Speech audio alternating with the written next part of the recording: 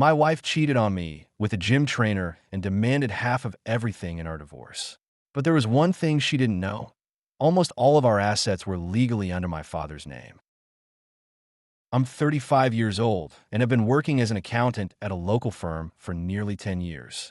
I've always been practical and level-headed. My wife, Katie, is 33. We've been together for about 5 years and married for 2. We don't have kids, probably for the best. After the wedding, she stopped working and focused on the house while I supported both of us.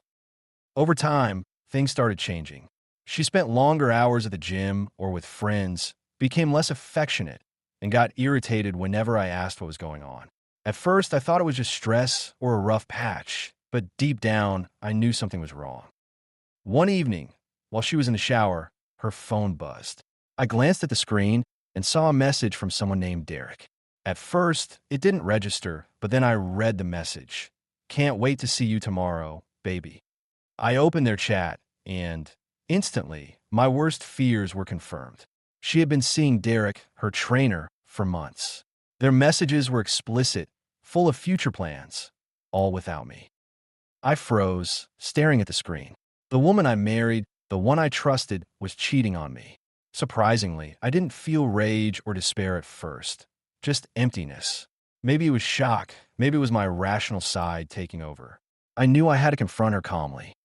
When she came out of the shower, I handed her the phone and asked for an explanation. She tried to deny it. "Mo, it's just a joke, nothing serious." But after reading a few messages aloud, even she knew lying was pointless. "I want a divorce," she said coldly, without regret or apologies. She admitted she had been seeing Derek for months and was unhappy in our marriage. She was leaving. And then she stunned me. She demanded half of everything we owned. Houses, savings, everything. She claimed she deserved it because she sacrificed her career for me. Her audacity was off the charts, but I stayed calm. Maybe because I had already processed everything, or maybe because I knew something she didn't. Almost all of our property was in my father's name. On paper, I had almost nothing, just a modest bank account, my car, and a few small things. So I agreed. I said, "Fine, if you want a divorce, take half of what you think belongs to me." She looked shocked, probably expecting a fight, a tantrum, but I wasn't giving her that satisfaction. Katie had no idea that our home, investments, and most of our savings were legally my father's.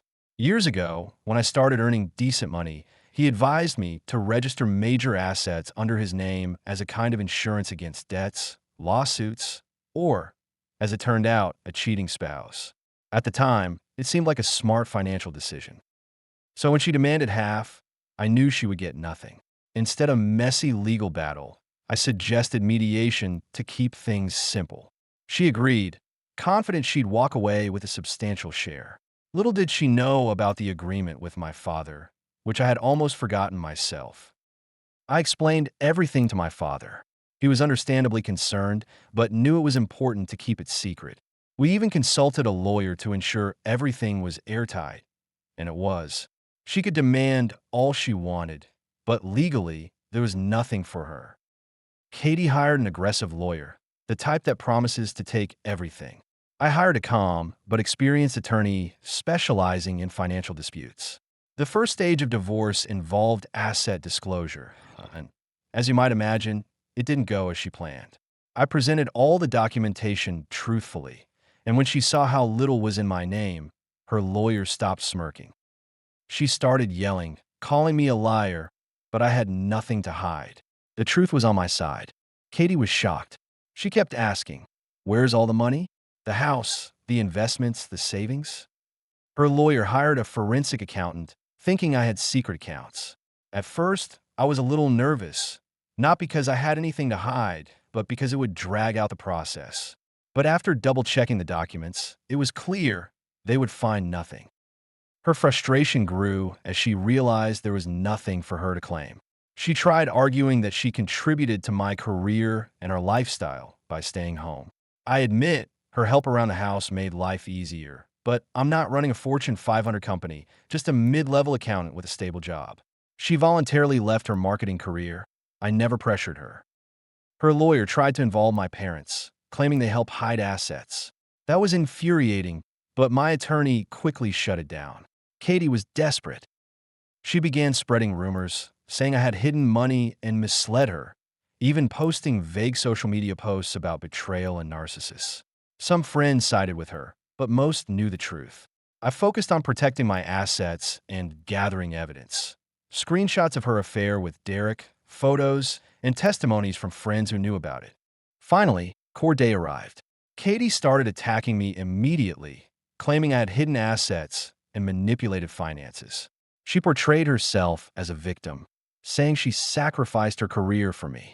Then my lawyer presented evidence of her affair with Derek. Texts, photos, and details of their relationship exposed the truth. The poor victim image she had built crumbled. When it was my turn, I calmly laid out the facts. I explained a financial arrangement with my father, disclosed all my assets, and detailed her threats and misconduct. Witnesses testified. My father confirmed the house and investments were his, and a colleague verified my salary and lack of hidden income. The judge saw through her claims. Katie's demands were rejected entirely. She received minimal alimony for a short period, barely covering her legal fees. Her infidelity and lack of contribution to family finances influenced the ruling. Relief washed over me. Months of stress and fear of losing everything were finally over. Katie reacted badly, crying and screaming outside the courtroom, claiming injustice and threatening an appeal, though she had no money for one. I'm grateful to my father, my lawyer, friends, and family who stood by me. The experience taught me the importance of foresight, honesty, and keeping calm under pressure. Katie tried to destroy my reputation and manipulate the system, but the truth prevailed. Now I look ahead, ready to rebuild my life. It will take time to recover emotionally and financially, but I've learned valuable lessons. I want peace, stability, and a normal life again.